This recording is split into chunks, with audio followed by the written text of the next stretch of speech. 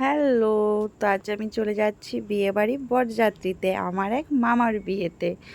তো আমি এখন রেডি হয়ে গেছি, আর এই যে আমার সোনার বাদশাও রেডি হয়ে গেছে। তো আমাদেরকে কেমন লাগছে অবশ্যই জানিও। আর এদিকে একবার এলাম মায়ের সাথে দেখা করতে। তো দেখছি মা তো গামলাতে মুড়ি মাখিয়ে আমাদের ছাগল ছানাকে নিয়ে বেড়াচ্ছে।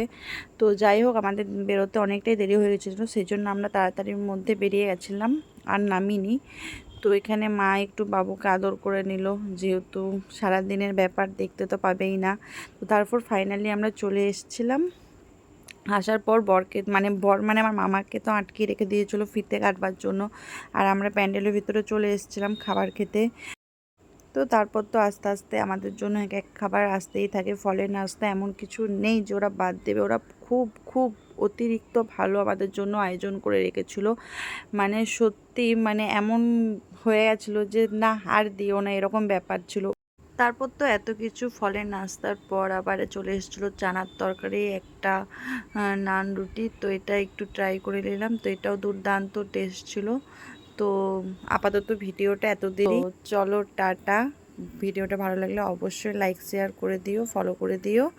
তো টাটা।